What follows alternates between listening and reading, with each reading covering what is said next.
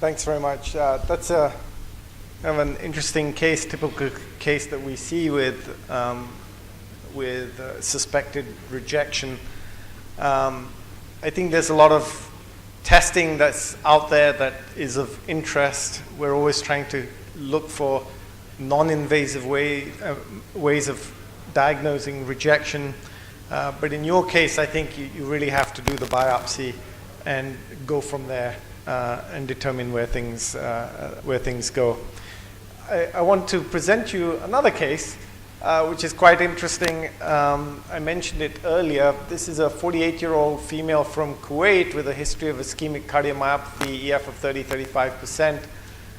Had a prior MI in 1999, another one in 2007, had bypass surgery at Cleveland Clinic in 2007, and then some stents along the way, and also had diabetes and hyperlipidemia. She had a cardiac arrest on a flight from Kuwait to New York City in June 2016, successfully resuscitated and was noted to have an EF of 15%. She was married with just 3 pregnancies in the past. She'd had multiple hospitalizations for heart failure. She was not sensitized at the time of transplant, and she underwent heart transplantation in October 2016 with a 0 antigen match and 6 antigen mismatch at AB-DRB1 loci. She underwent ATG-IVIG, delayed TAC initiation due to acute kidney injury, and subsequently did fine from the renal standpoint. However, subsequently she developed worsening leukocytosis and was noted to have Klebsiella cystitis and was treated with intravenous antibiotics per our ID colleagues. About a week after her transplant, her first biopsy showed AMR2, but an EF of 61%, and at that time she was noted to have a few runs of supraventricular tachycardia. At that point in time, we gave her some steroids, but a couple of days later, she developed some right ventricular dysfunction. The echo showed some left ventricular hypertrophy. She had hypotension, oliguria, and uremia, and was started on a dobutamine infusion. She was transferred back to the ICU for suspected ongoing antibody-mediated rejection. So at this point, we kind of went up gear a little bit. She underwent plasmapheresis for 5 days, and then was started on eculizumab, which is a complement inhibitor for 5 doses. On November 13th, which was just a couple of days after being transferred to the unit, she stabilized and was transferred back to the floor. Dobutamine was able to be weaned off. We did a biopsy about a week later, showed an RA of 12, PA of 40/21, wedge of 18, cardiac index of 2.62. Biopsy again showed AMR2, but again, EF remained preserved. But on this occasion, the RV function had normalized. So we were able to discharge her the following day. And subsequently, these are her protocol biopsies that we did following her discharge.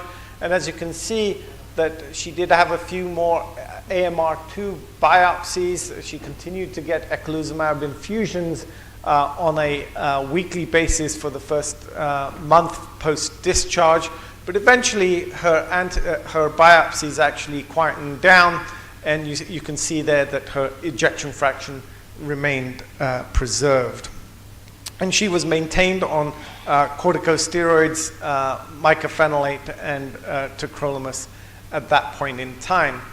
And I just want to share with you some of the blood profiles that she had. As you can see, early post-transplant, she had a significant spike in her BNP, which following treatment of her rejection, it came down quite nicely. BNP is often a useful marker if you know what the trends are in heart transplant recipients, because if you have a sudden and significant rise in BNP, always think about rejection. first. And in terms of her antibody profile, at the time of transplant, she really didn't have much by way of antibodies, but she had developed significant rise in a number of donor-specific antibodies, as noted by neat single antigen bead assays. But interestingly, as we've noted with treatment with eculizumab in other patients, these antibodies came down quite promptly with therapy. And then there was a slight rise post-treatment, but without evidence of rejection, except for one antibody that went up really quite high. I mentioned the 1 in 8 dilution study, which is kind of like the poor man C1q assay, and you can see that there were some donor-specific antibodies which were still present after 1 in 8 dilution of the serum and checking the single antigen bead. So these are high-strength antibodies. And we found just a couple of C1q antibodies, one that was transiently present, an A3, but a B44, that's the orange one here, that had gone up and remained persistently elevated. So we've heard about the cell-free DNA test as a potential non-invasive marker for rejection and described before, and that there is a correlation with antibody-mediated rejection and cellular rejection with a rise in cell-free DNA. Well, we had enrolled her into the cell-free DNA study, and certainly at the time of her AMR2, we saw that the donor-derived cell-free DNA was significantly elevated. A normal level is less than 1%. So here we see that the donor-derived cell-free DNA levels were 3.85. Following treatment, it did come down, although it didn't quite normalize on the follow-up assay sample. We had also enrolled her in our molecular microscope study. Again, to remind you, this is a study looking at molecular pathways on the endomyocardial biopsy, which using predefined algorithms and assigning scores to reflect the probabilities. And this includes looking at a rejection score of either T-cell or antibody-mediated rejection, looking at also irreversible damage with chronic injury pattern and risk of progression or failure.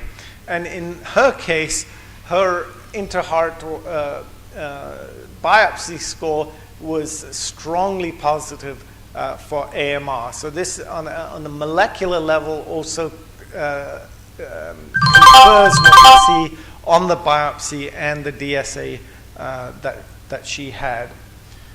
So really, the two cases that we have here raise several points. How do we diagnose rejection, biopsy, AlloMap? As I mentioned earlier, AlloMap has absolutely no role in the management of clinically suspected or acute rejection.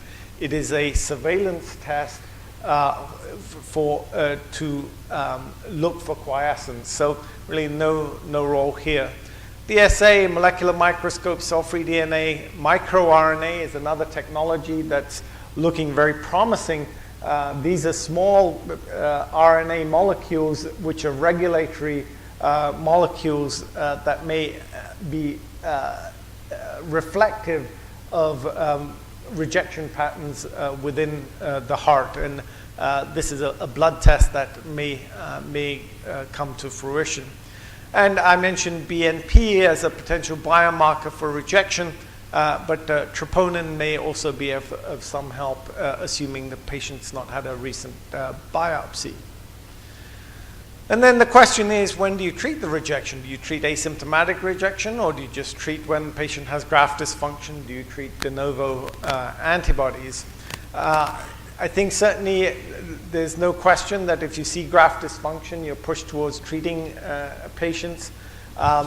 Whether you treat asymptomatic rejection or not depends on what you're seeing on the biopsy, I think.